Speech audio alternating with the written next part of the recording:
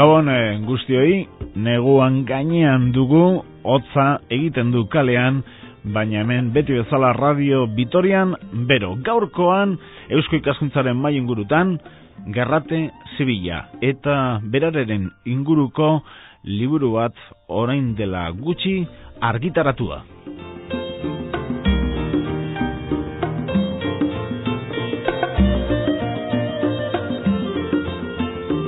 Buenas noches y bienvenidos en esta fría noche de fin de semana del mes de noviembre a una nueva edición de las tertulias de Eusko Ikaskuntza, Sociedad de Estudios Vascos en Radio Vitoria.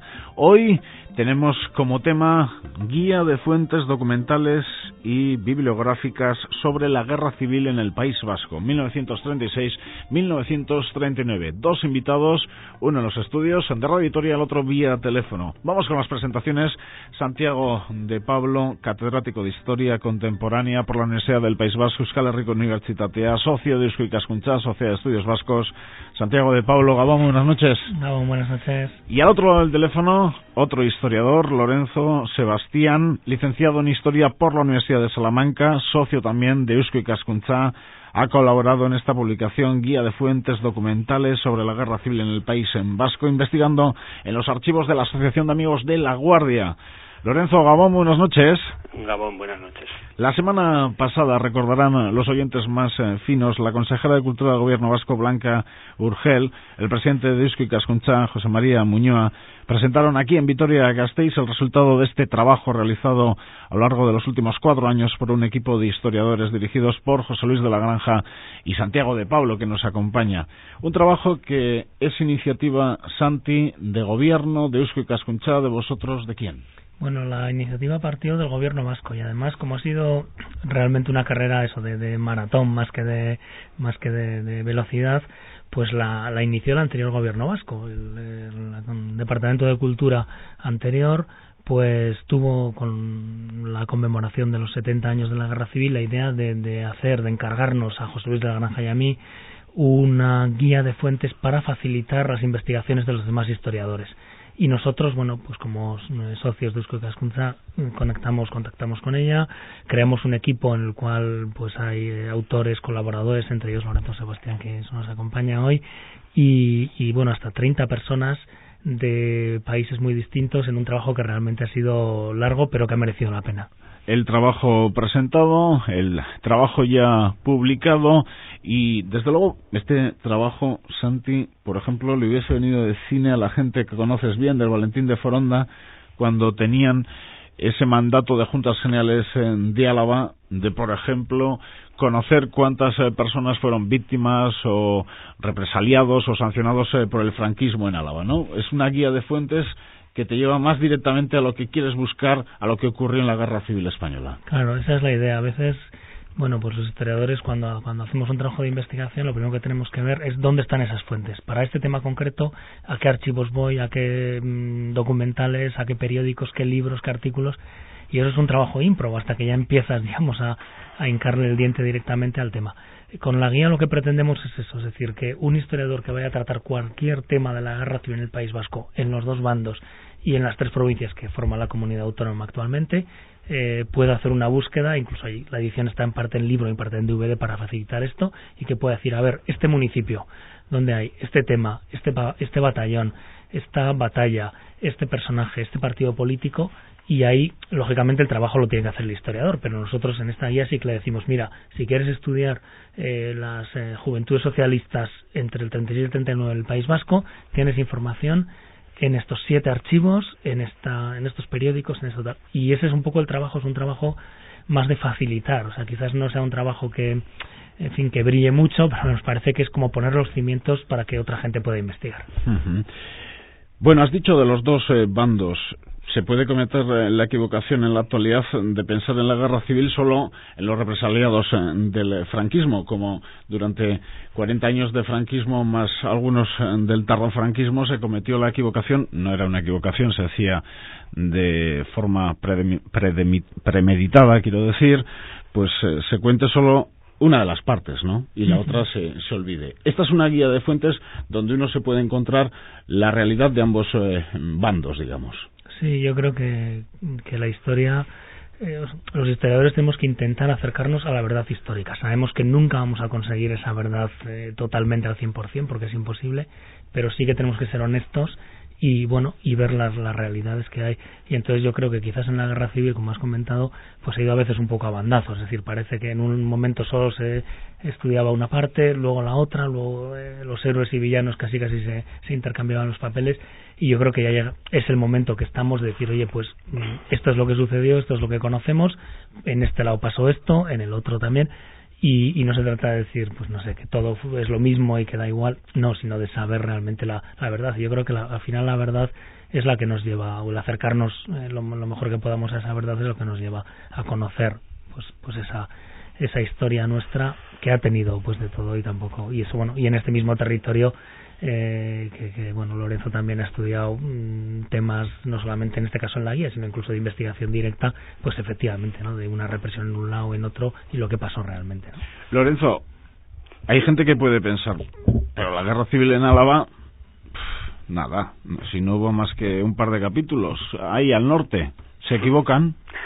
Hombre, la guerra civil no solo es hechos bélicos, la guerra civil afectó a todas las sociedades y en todas las facetas, desde lo cultural, lo económico, lo social, lo religioso, aunque claro, la guerra lo que más suena es lo bélico, ¿no? Pero bueno, Álava sin norte, solo la zona norte tuvo frente de guerra, pero sin embargo Álava pues tuvo una participación importante desde los orígenes, dado que la mayoría de los sublevados eran de origen carlista y en Álava y en Navarra eran el grupo predominante. Uh-huh. Pero, ¿qué otras realidades nos podemos encontrar en esta guía de fuentes aquí en Álava, aparte de la zona de frente ahí, Nafarrate, Urrunaga, El Osu, Legutiano? ¿Qué otras realidades nos podemos encontrar en este libro que tengan que ver con el territorio histórico actual de Álava?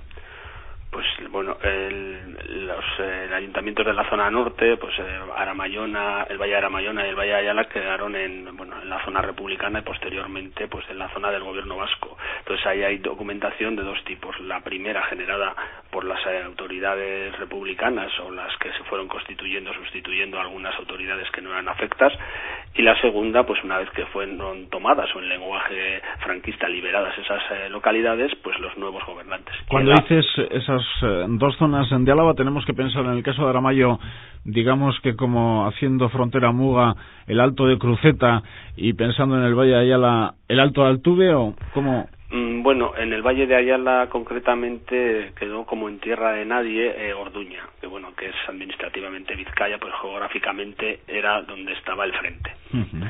Y la zona de Aramayo pues estuvo siempre más indefinida, vamos a decir la Muga, pero sí, era los puertos naturales, los ríos, era un poco los lindes, y luego había igual un valle en medio que era como tierra de nadie, ¿no? Y luego el resto de la provincia, pues desde el primer día, quedó bajo la nueva organización, pues franquista, en principio de Mola, y luego ya Franco hasta el 1 de octubre o a principios de octubre del 36, que es cuando toma realmente el poder, porque en los primeros días pues había varios generales que, Cabanellas, Mola, estaban predestinados a Sanjurjo, aunque mueren, antes de llegar a España en un accidente aéreo en Portugal.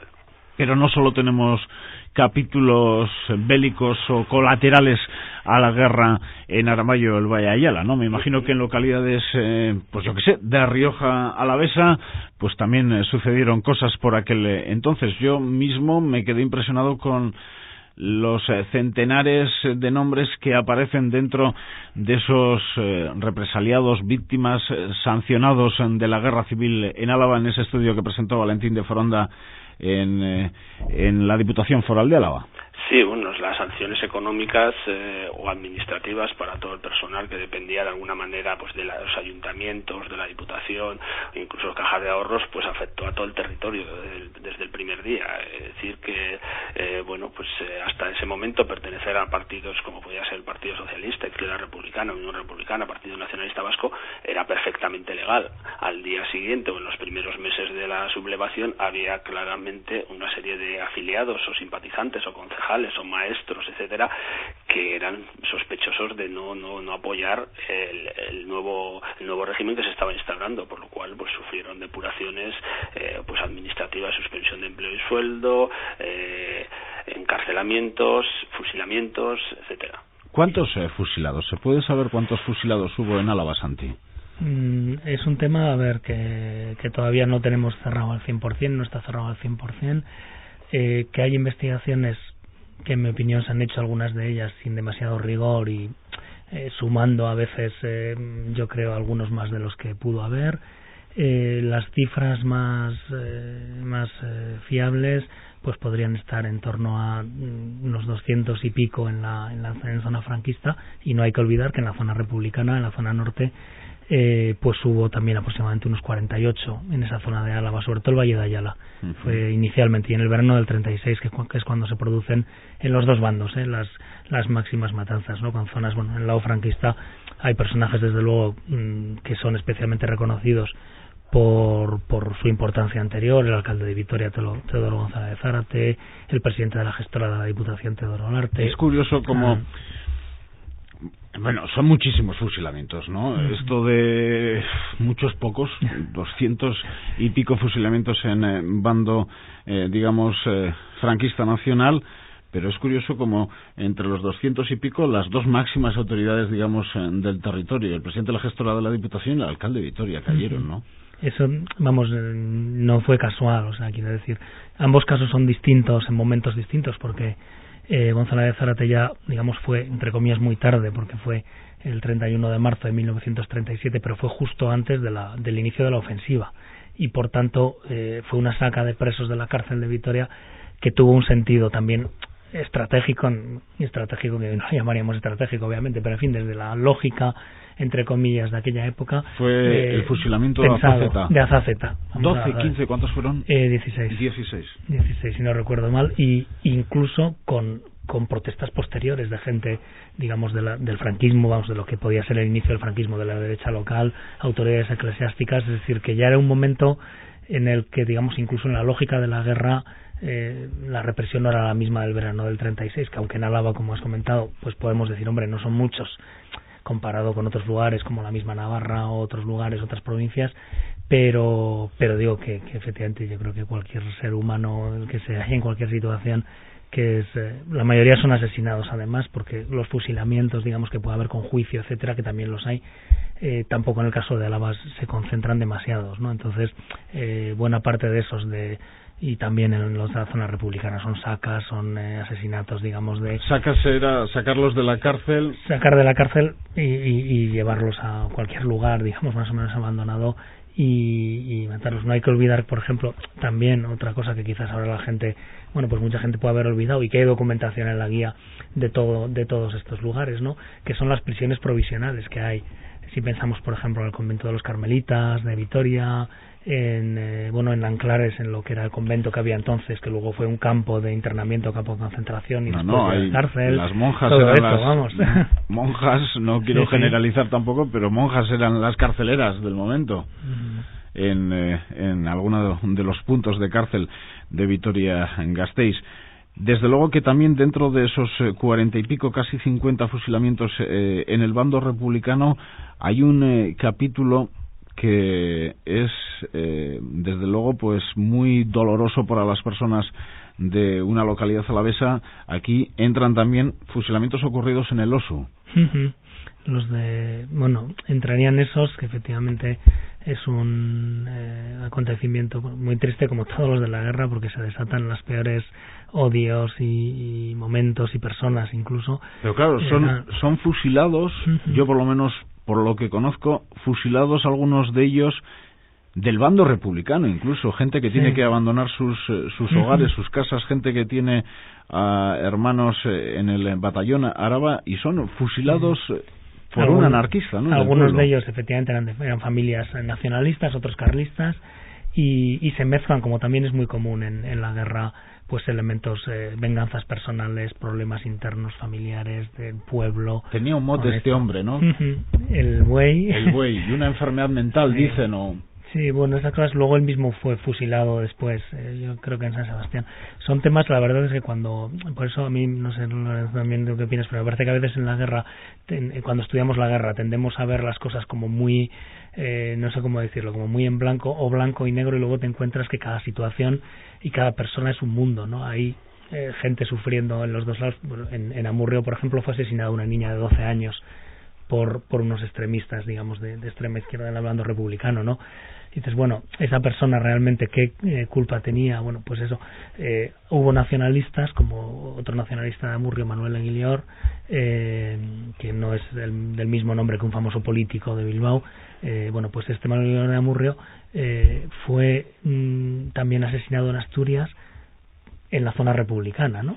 Y encima, lo peor de eso es que luego a su viuda los franquistas le metieron en el Tribunal de Responsabilidades Políticas, le metieron una multa post-mortem por haber sido nacionalista, ¿no? Entonces yo creo que son cosas que realmente, bueno, a veces cuando estás estudiando la guerra, yo al menos me entra un poco la depre, ¿no? De ver, qué triste, qué cosas tan malas somos capaces de hacer los humanos, pero también cosas buenas, porque al mismo tiempo te encuentras informes positivos de gente que dice, vale, de acuerdo, este era de tal partido, pero era una buena persona, en fin, no sé qué, no hizo nada malo, era tal. Y yo creo que hay que ver un poco toda esa pluralidad de cosas que yo al menos me he encontrado, y que en la guía, no sé, seguro que Lorenzo también ha podido ver cosas así, ¿no? Lorenzo. Sí, bueno, la verdad es que sobre todo llegando al tema de las muertes, los asesinatos, muertes violentas, se encuentra uno de todo, ¿no? Y depende muchas veces no de las acusaciones o responsabilidades, sino del momento del momento cronológico. En una determinada circunstancia, si una persona está en la cárcel, acaba de morir, o matar a a una persona conocida del pueblo que la traen del frente, y bueno, pues se asaltan las cárceles y se producen verdaderas masacres, y personas con más responsabilidad o con más cargos, etcétera, pues bueno, han sido presos mucho más tarde y bueno, pues cumplen una condena más o menos larga y consiguen salvar la vida. O sea que tampoco es directamente proporcional la represión sufrida con los cargos o imputaciones que se le puedan achacar a cada uno. Hay un capítulo también en cualquier guerra de desaparecidos, personas que no se sabe muy bien si han muerto en el frente, pero el caso es que 5 o 6 años después, cuando se reconstruyen las familias y van volviendo poco a poco los que están encarcelados o en batallones, o vete a saber, o que se marchó corriendo para no vivir aquello. Hay un capítulo también de desaparecidos, eso no sé si es una parte de la historia que es imposible llegar a ella. Juanito Pérez, que estaba en tal batallón, no se le da ni por muerto, el caso es que no volvió a aparecer. Es otro capítulo, a ver, que no, en el caso de Álava no es tampoco, no podemos hablar de cifras altísimas, pero obviamente hay, pues porque se rompe, digamos, todas las circunstancias, porque hay gente que marcha al exilio, hay gente que hasta se le da por muerto y que vuelve. En algunos de estudios esto se ha pasado, no aquí en Álava, pero recuerdo me contaban de un estudio sobre fusilados en Málaga, no sé qué, que empezó a salir gente diciendo, no, que yo estoy aquí, que cómo me ponen en la lista de fusilados, o es mi abuelo que está no sé dónde y tal. O sea que es un tema muy complicado, a pesar de que estamos sacando muchas fuentes y los archivos que aparecen en la guía, pues hay incluso archivos de otros países donde te encuentras exiliados, hay alaveses, ya digo, no en gran número, porque Álava es quizás distinto de otras provincias, ¿no? Pero que fueron, pues te encuentras alaveses en Colombia, bueno, en Francia al principio, por supuesto, en Estados Unidos y tal. Y claro, es muy difícil de seguir la pista, digamos, a cada uno de los que aparecen aquí en Álava en medio de la guerra, ¿no? Uh-huh. También es curioso ahora con lo que estoy contando, Lorenzo, esto de reconstrucción de familias. Vosotros cerráis, digamos, el capítulo de guía de fuentes en el 39, porque con el final de la guerra no finalizaba el conflicto, sino que para muchas familias comenzaba pues lo peor, ¿no? No sé si ahí se cierra, digamos, la guerra civil en el 39 termina y el libro de guía de fuentes termina en el 39. No, bueno, porque luego hay juicios, hay cárcel, hay batallones. Sí, bueno, la fecha oficial es el 1 de abril de 1939 con el famoso bando de cautivo y desarmado, el Ejército Rojo, las tropas nacionales, etcétera, etcétera. Pero claro, la guerra, bueno, termina en esa fecha, pero las consecuencias, tanto personales como de todo tipo, pues quizás hay quien diga que todavía quedan, ¿no? Pero sí. Bueno, o en el 75 con la Constitución, pero personalmente hay muchos documentos que están durante todo el exilio relatando pues lo que ocurrió en la guerra, echándose todavía en cara, etcétera, etcétera. O sea que terminar, hay documentos de archivo que no es que sean de fechas posteriores, pero haciendo relación a la guerra, pues aparecen citados en la guía. Y se puede decir... Bueno, sí, de Santi. hecho, si no, decía que obviamente, a ver, cuando uno hace un estudio histórico tiene que poner también unos elementos de cierre cronológico, geográfico, etcétera. Es decir, bueno, ¿qué consideramos? Entonces, bueno, esto a veces no es fácil, ¿no? Pues, ¿y por qué no habéis hecho también? Ya ha sido un trabajo muy potente y hay que ponerlo.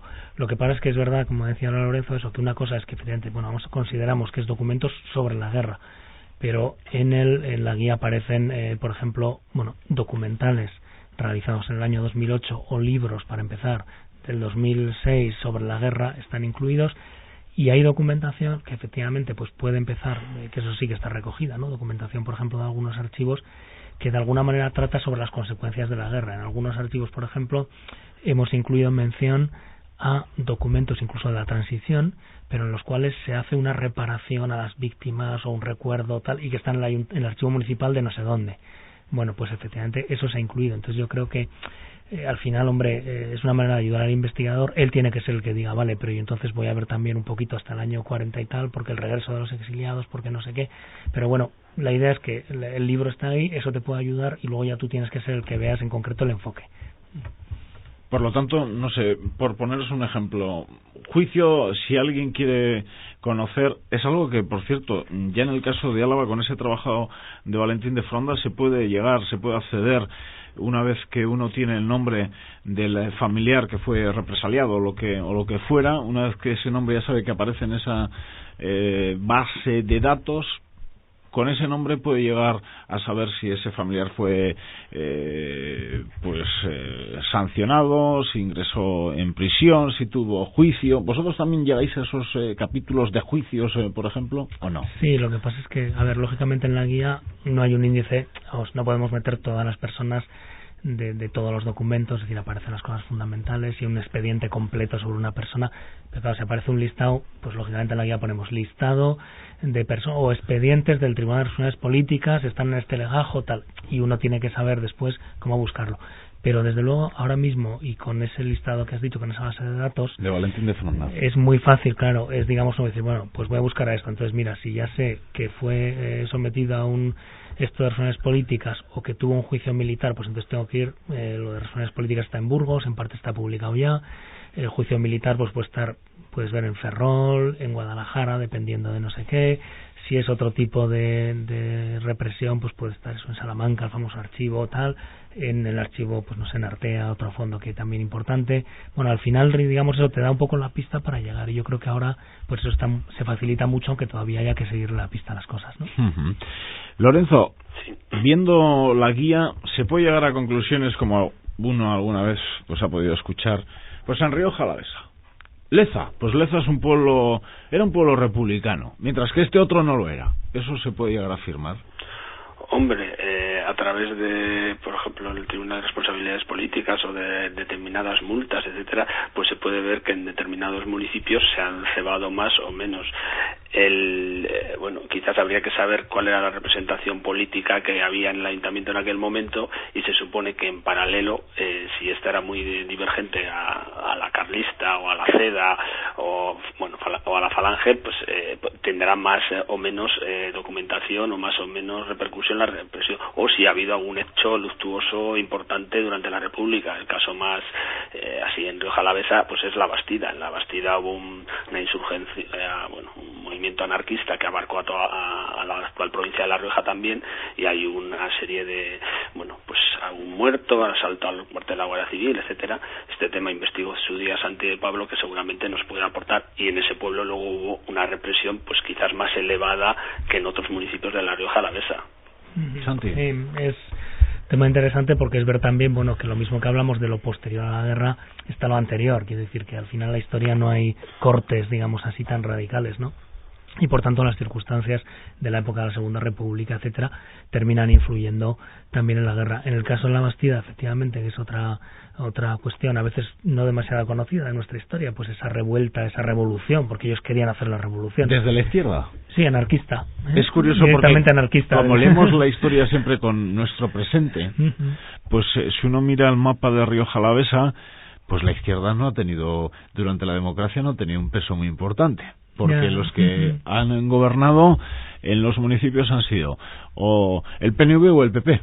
Sí, hay alguna excepción que ha tenido un poquito más de fuerza, fuerza, el ciego Leza. El ciego con el Partido Socialista, sí, que ya el Leza luego con la escisión de PNV-EA tomó relevo, pero claro, pero esto era movimiento, hay que pensar, 30 izquierdas en Rioja Alavesa, pero ni el vino era lo que es, ni claro, todo cambia. La sociedad era distinta, La Bastida era un pueblo muy dividido en ese sentido, era un pueblo con una gran parte carlista y una gran parte anarquista. Entonces, el PNV en la Rioja Alavesa, en la mayor parte de los pueblos, prácticamente no tenía fuerza.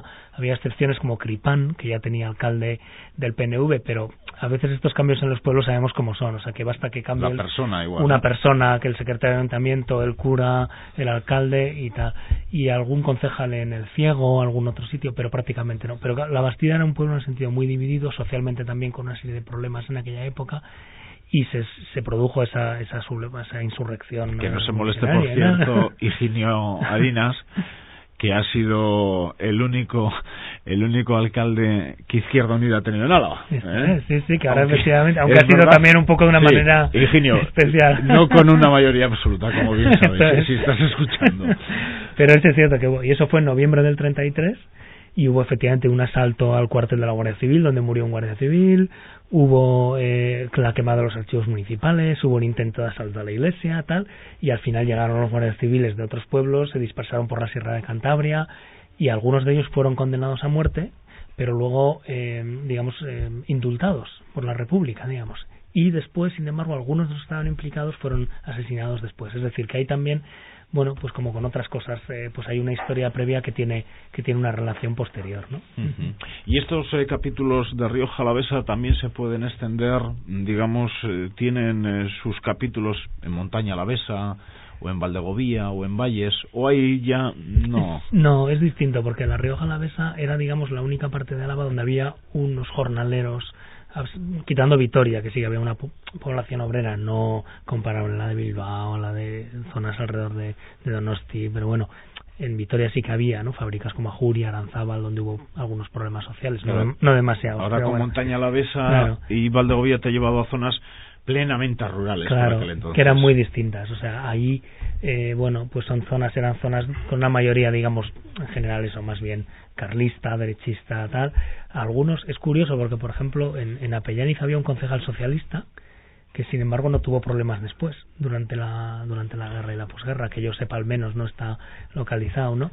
Entonces, bueno, a veces te encuentras como sorpresas. Está Isaac Puente en Maestu, correcto, y esa zona alrededor de Maestu y de los asfaltos de Maestu, vamos, de Atauri y toda esa zona, ahí sí que hubo asesinatos y problemas antes y tal.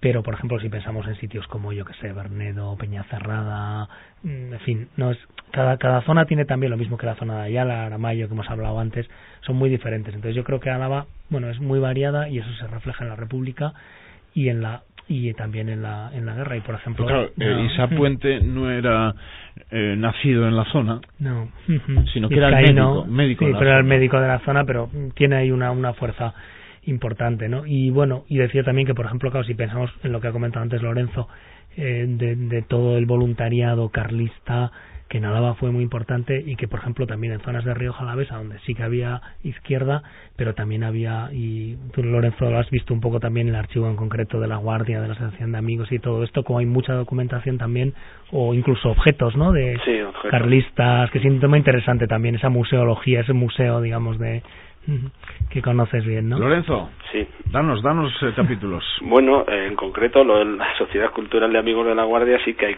documentación carlista y de la zona franquista. Hay algún documento curioso, como una alocución, un bando a los laguardienses del 8 de agosto del 36, que el alcalde, bueno, pues exalta pues los nuevos valores, etcétera, etcétera.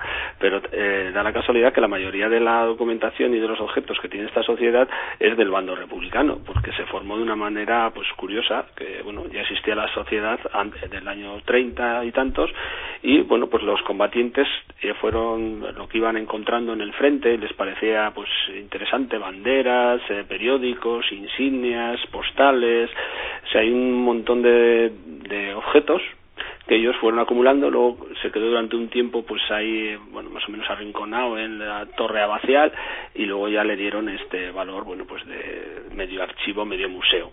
sea que en realidad, más que documentación, que sí que hay del bando franquista, por llamarlo de alguna manera, lo que hay es bastantes objetos, fichas de Gudaris, tarjetas postales, insignias, alfileres de corbata, o sea, monedas, billetes, lo que iban cogiendo que les parecía curioso, con un afán pues igual no museístico, sino de coleccionista casi decimonónico, pues lo fueron guardando, y ahora pues tenemos la suerte de que se puede ver. Bueno, también tienen hasta un obús vaciado, pero un obús. Menos mal que está vaciado. Sí, me comentaron que alguna vez han tenido problemas para alguna exposición que no han querido prestar, que pues que los artificieros pues decía, esto es competencia, concretamente, que si era competencia de la Guardia Civil o de la Archancha, ¿no? El obús. Bueno, y Vitoria-Gasteiz, Santi, ¿cómo vivió una ciudad que tenía alcalde republicano? ¿Cómo vivió todo este capítulo? ¿Cómo era el carácter de esta ciudad republicana, entre comillas, porque esto no era Eibar, ¿no? A pesar de tener un alcalde republicano. Bueno, a ver, Vitoria era una ciudad, que tenía, digamos, variada, ¿no? Una mayoría. Realmente el alcalde republicano lo fue en el 31. Entonces, y después de repetir las elecciones del 12 de abril, las famosas elecciones que traen la República, inicialmente las habían ganado las derechas por muy poquito, y gracias, digamos, a los pueblos, los republicanos decían que eran gracias a los pueblos que rodean Vitoria, dentro del municipio, es decir, y que algunos de ellos hoy están comidos por Vitoria-Gasteiz, pero en aquel momento no lo estaban, ¿no? Si pensamos en sitios como Arriaga, como yo qué sé. Así que Duco, curioso, fueron las aldeas, que no se molesten los vecinos de esos pueblos del municipio de Vitoria, pero fueron las aldeas las que dieron la victoria a la derecha. Lo que pasa es que luego, una vez proclamada la República, digamos, el gobierno republicano decidió, hubo protestas electorales por, temas de corrupción, etcétera, y en cualquier caso el gobierno republicano decidió repetir parcialmente las elecciones, y en esas ya ganó la izquierda. La derecha estaba muy desanimada después de la proclamación de la República, ganó la izquierda, y Teodoro González de Zárate fue elegido alcalde de Vitoria. Pero no era comunista ni era anarquista. No, era de izquierda republicana. Los socialistas tenían, si no recuerdo mal ahora, 3 concejales, y el resto republicanos muy variados, del Partido Radical, de la RUX, hasta Izquierda Republicana, Acción Republicana, lo que luego fue Izquierda Republicana de Azaña, los radical socialistas, que hoy suenan un poco, nadie sabe muy bien lo que son, pero sí que le suena a todo el mundo el comercio, ahora Cafetería Castresana, de la Plaza de la Virgen Blanca, Plaza España, pues era precisamente Castresana uno de sus líderes en Vitoria, es decir, había familias muy conocidas, Tomás Alfaro Fournier, también muy conocido como pintor, como historiador, que era teniente de alcalde de Izquierda Republicana. Pero ¿qué pasa? Que después, ya en el año 33, incluso en el 36, realmente la derecha recupera la mayoría en Vitoria. Lo que pasa es que no hay elecciones municipales ya nunca más en toda la República, ni tampoco hay elecciones a la Diputación. ¿Y por qué? Pues en teoría las iba a haber en el año 36, pero el gobierno de la República decidió suspenderlas por los problemas de orden público que había. Por tanto, el alcalde que había en el 31 continúa hasta el 36. Elecciones a Diputación no llega a haber nunca, pues un poco por lo mismo, porque hubo unas comisiones gestoras que nombraba el gobierno directamente, y el gobierno tenía miedo que si había elecciones perdía el control de las diputaciones. Así que González de Zárate sí que llegó a ser alcalde por elección, sí. Pero no el caso de Olarte. Olarte no, Olarte por eso se llama presidente de la comisión gestora, no de la Diputación, porque realmente no fue una Diputación elegida, era una gestora nombrada por el gobierno. Entonces, ¿qué pasa? Que Vitoria pues tenía, como digo ya en el 33-36, una mayoría, digamos, de derechas, seguido muy de cerca por el Frente Popular. En el 36, como los carlistas y las CEDAS se presentaron separados, realmente el Frente Popular quedó por delante, pero si sumas los dos, ¿no? Y una minoría importante del PNV. Es decir, una ciudad muy distinta, por decirlo así, de la que pueda haber, o relativamente distinta a la que pueda haber ahora. Una ciudad relativamente integrada socialmente, políticamente. Pues, por ejemplo, mucha gente de derechas decía, no, pero si González de Zárate es de izquierdas, pero no es una persona eso revolucionaria, no pensemos en alguien en absoluto, ¿no? ¿Se puede pensar en un republicano de derechas? En aquella época los había, pero eran muy minoritarios. Si pensamos, por ejemplo, en Alcalá Zamora, en Miguel Maura, lo que pasa es que esos partidos que ellos crearon en un momento muy polarizado, pues realmente fracasaron, ¿no? Lo que fue la derecha liberal republicana. Y en Vitoria, desde luego, hombre, a ver, Luis Dorao, que a la gente quizás le suene por el colegio Luis Dorao y tal, era un maestro, fue también presidente de la gestora y era miembro del Partido Radical de Alejandro Lerroux. Y yo creo que ahí sí que se podría, no sé, Lorenzo, ¿tú qué opinas?, en un republicano de derechas, realmente casi aliado de la comunión tradicionalista de los carlistas en el segundo bienio. Sí, bueno, lo que pasa es que actualmente la gente piensa república casi sinónimo de rojo, comunista, socialista, anarquista. Entonces, claro, cuando uno dice, y efectivamente eran partidos republicanos de derechas, lo que quería decir que no eran monárquicos, pero los demás valores, había mucha gente que era de misa diaria. Pero no, bueno, no solo en esos partidos, en el PNV era una cosa habitual, en muchos dirigentes. Entonces, claro, visto desde hoy, dice, republicano, derecha, parece como que es una antítesis. No puede ser. Pues sí, que electoralmente no tuvieron éxito, también. Pero que había personajes, pero muy de derechas y muy católicos, pero que bueno, que les había decepcionado tanto la monarquía, que aún habiendo sido pues ministros o cargos de la monarquía, pues no, habían desertado después de toda la experiencia de la dictadura de Primo de Rivera, pues no, habían desertado de pues lo que podía ser pues los partidos monárquicos, tanto alfonsinos o carlistas. Y una cosa que sí quería señalar, que Santi antes ha nombrado, y creo que bueno, que Vitoria era la sede de la Iglesia en el País Vasco, y el obispo de Vitoria, Monseñor Mújica, pues fue expulsado por las autoridades franquistas, no por republicano, pero bueno, fue expulsado. ¿Por qué no era del gusto del bando nacional? Bueno, pues también fue expulsado por la República anteriormente. Quiero decir que el personaje... Bueno, este entonces era un personaje interesante. Era muy integrista, entonces habían considerado que, bueno, pues vamos a decir, que él había pues dicho que era perfectamente lícito y legal y católico votar al PNV como partido católico. Entonces, claro, los carlistas y sobre los falangistas pues se tomaron un poco la venganza. No se lo perdonaron. Él, sobre todo, cuando se enteró de que él inicialmente, vamos, yo creo que Mateo Mújica está un poco en esa gama de grises que veíamos antes, es decir, que él es un hombre desconcertado, no entiende cómo es posible que sus fieles, todos católicos, la mitad de un lata, estén pegándose entre ellos y sobre todo que estén matando a sacerdotes los dos bandos, porque aquí efectivamente también en el Valle de Ayala, solamente en esa zona, o alaveses que estaban en otros lugares de España, por ejemplo Pedro de Asúa, que también la gente le sonará por la calle y por ser, aparte de sacerdote, arquitecto, y el arquitecto del seminario de Vitoria, un arquitecto reconocido en aquella época, pues fue asesinado en Santander, ¿no?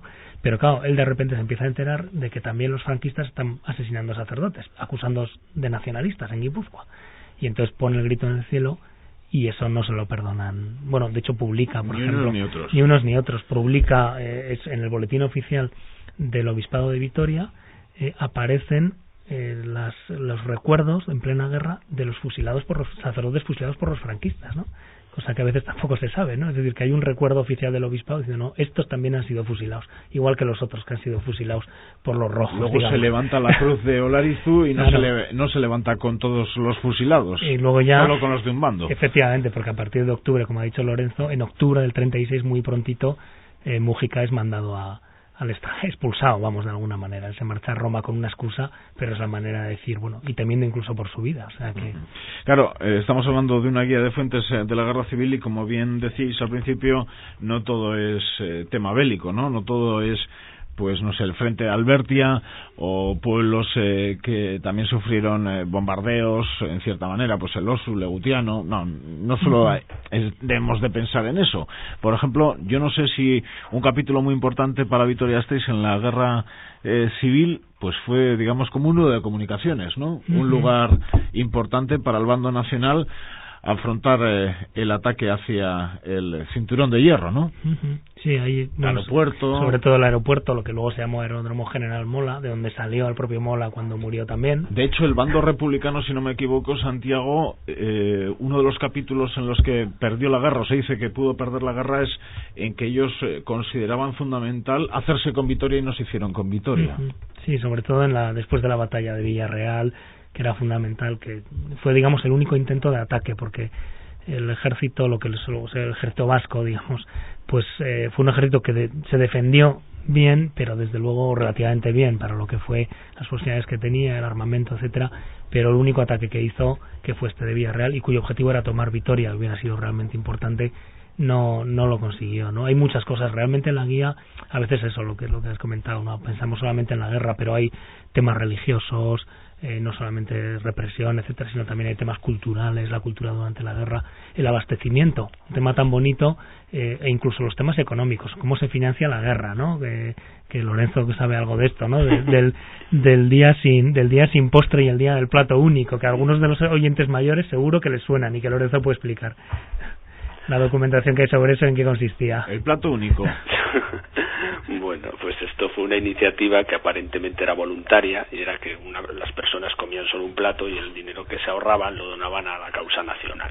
O sea, esto era como lo de la Iglesia en Cuaresma, pero aplicado al bando nacional. Sí. Y claro, las primeras convocatorias entre el miedo de unos y el entusiasmo de otros, pues fueron exitosas, pero una vez que ya se habían hecho, pues si uno había dado, por decir, 2 pesetas, pues eso ya lo tomaron como que todas las semanas que se celebrase el plato único y el día sin postre tenía que dar 2 pesetas. Al final se convirtió en un impuesto. Y era una forma, bueno, pues... ¿Pero quién recaudaba? Pues el ejército. ¿Pero casa por casa? Bueno, dependía. Depende, en los pueblos pequeños era más sencillo. En las ciudades más grandes pues habían las margaritas, que era la sección femenina de carlista, algunas secciones femeninas que quedaban de partidos que se habían medio disuelto, como la CEDA, etcétera, iban con bolsas, incluso venía con los colores nacionales pidiendo casa por casa, y luego se hacían listas, y eso, bueno, pues suponía el que no daba, pues se consideraba pues que no estaba de acuerdo, y entonces era objeto de represalia, y los que tenían mucho dinero pues tenían que dar más, y los que tenían un pasado que no era acorde pues se distinguían por sus grandes donativos. Ajá. Yo no sé por qué os metisteis historiadores. A mí la verdad la historia me apasiona, pero yo a la historia que recibimos, aunque yo por ejemplo soy algo más joven que Santiago, pero yo creo que lo que él recibió de historia y lo que recibí yo más o menos de forma similar, aunque a mí me tocó la transición, pero yo creo que aquello no cambió mucho. Llegaba la Guerra Civil Española y te contaban poco y digamos que la lectura oficial del momento. ¿Por qué os hicisteis historiadores?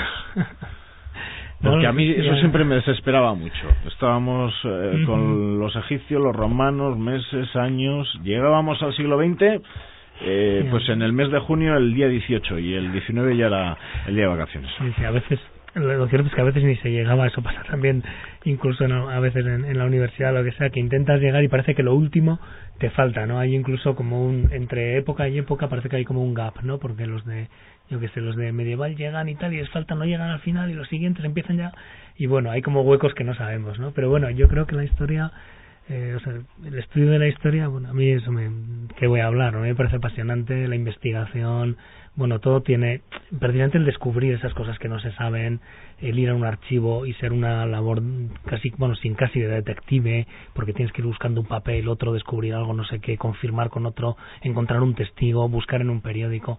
Bueno, al final eso yo creo que esa labor sí que tiene es hasta emocionante de alguna manera, ¿no? Has aprendido mucho. Tú mismo, a pesar de ser un hombre catedrático de Historia Contemporánea de la Universidad del País Vasco, llevas muchos años ya en la docencia universitaria, muchos años en la investigación. En los últimos 4 años, con este libro, tú también has aprendido mucho. Con este libro he aprendido muchísimo, porque sigue habiendo cosas... A ver, yo creo que con esto hay que tener cuidado. A veces dices que no se ha querido estudiar nada de la guerra. O sea, no es verdad, se ha estudiado mucho. El problema es que cualquier tema histórico tiene miles de ramificaciones, posibilidades, archivos nuevos que surgen, tal. Entonces yo a veces lo que me apetecía era empezar a investigar, porque veía el archivo de no sé dónde, fíjate, se te muy bien ir al archivo municipal de lo que sea, de Llodio o de La Guardia. Claro, han sido muchos años también de que no se ha podido hacer. Claro. Ahora no hay ningún problema, lo dijiste en la rueda de prensa, todos los archivos que uno intenta acceder, sean del Ministerio, del Ejército, de la época, hay acceso a ellos. Hay acceso, hombre, ¿puede haber algún problema? Pues por la cantidad, por el tiempo. Bueno, a mí me ha pasado yendo a buscar algún expediente del ejército, de un juicio, un consejo de guerra, pues es que te lo encuentran, porque tienes que decirles el nombre, buscarlo entre 10.000 expedientes en el Ferrol, te mandan, o sea que a veces sí que tienes que tener paciencia. Pero yo creo que esa idea que había antes, incluso digo en los archivos militares, que pueda ser lo que parece como más así, ¿no? Y eso, digamos, de alguna manera ya ha desaparecido, ¿no? Ya no es... Me acuerdo de una... Lorenzo también le conoce, por contar una anécdota divertida que a mí me hizo mucha gracia. Un señor que ya falleció, un antiguo gudari, ¿no? José Antonio Urgoitia, que hizo una especie de enciclopedia de la Guerra Civil, donde colaboró mucha gente, Lorenzo entre ellos, más historiadores, tal. Y entonces me contaba pues que hace unos años que fue al Servicio Histórico Militar, al Archivo Histórico Militar de Madrid, y claro, ahí él se encontraba un poco en zona hostil, ¿no? Porque era gudari del ejército tal, y entonces, claro, hay que recordar que a los soldados de toda la República en la transición se les concedió de nuevo el grado que tenían y las pensiones y todo, se les reconoció, exactamente igual que a los soldados del ejército de Franco.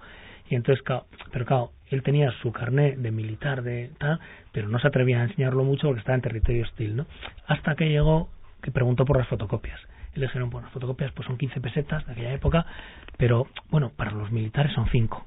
Y entonces me contaba que él dijo, bueno, esto aquí no tengo más remedio, y entonces sacó su carné, en el cual estaba en el ejército vasco, y me contaba también que el otro, el teniente que la atendía, lo que sea, sin poner ningún tipo de pega, encantado, a las órdenes, mi comandante, le paso, sí. El respeto entre iguales. Esa es la cuestión. Lorenzo, tenemos que terminar. Seguramente que hay planteamientos que han ido bien encaminados por parte de este periodista y otros que no. Y no te he dado oportunidad de contar algo que querías contar.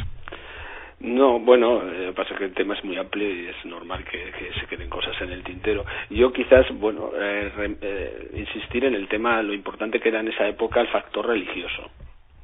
Que bueno, pues que marcaba mucho las relaciones sociales y de todo tipo, y aunque Álava era prácticamente no era religiosa al 100%, porque incluso los partidos republicanos pues más moderados asistían a los actos religiosos, etcétera, los alcaldes no ponían problemas para las procesiones y todas estas cosas, pero sí que esto marcaba mucho la vida. Y el tema del obispo, cuando el obispo de una de las diócesis, si no era la diócesis más católica de toda España, resulta que es expulsado y la guerra se define como cruzada, pues esto propagandísticamente generaba muchos problemas al bando franquista. Entonces se ocultó, no fue una cosa que fuese publicitado ampliamente, pero se sabía, sobre todo aquí, que el obispo pues no había salido por sus propios, por lo que veo, motivos. El obispo de la diócesis de Vitoria en el comienzo de la guerra civil fue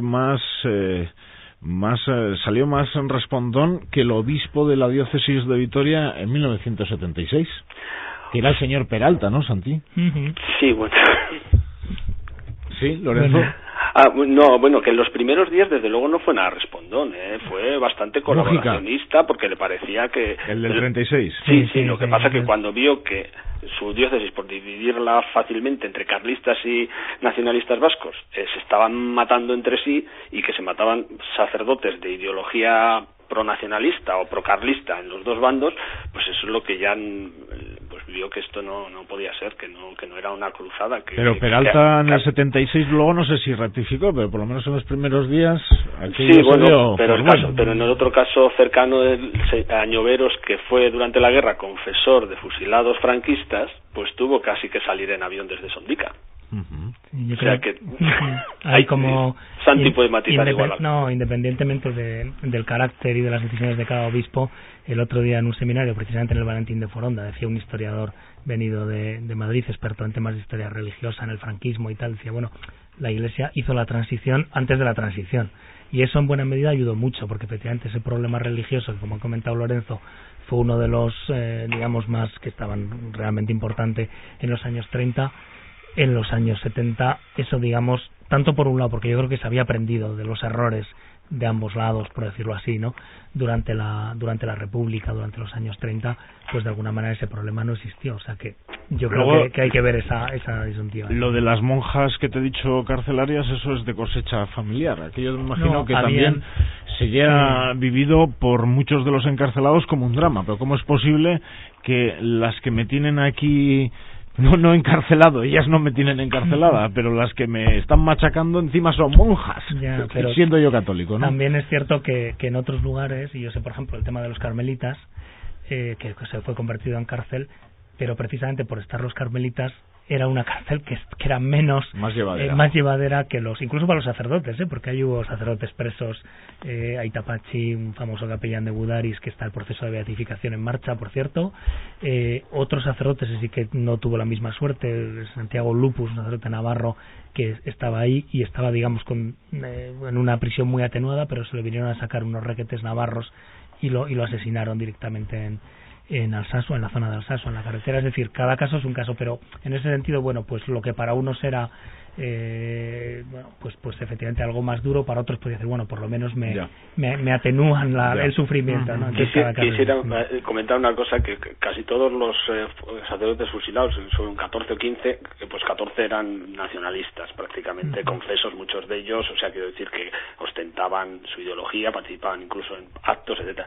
Pero Santiago Lucus, precisamente este era socialdemócrata, por decirlo de alguna manera, era amigo del Esteiro. O sea que bueno, que tampoco que el clero reprimido por la parte franquista no solo fue nacionalista, aunque obviamente aquí la mayoría lo era.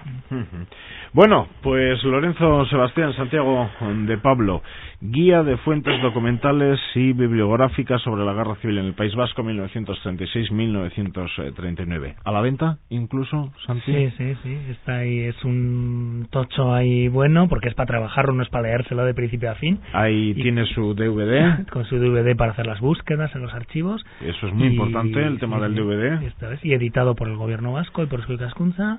Y a la venta y en distribución ya, o sea que...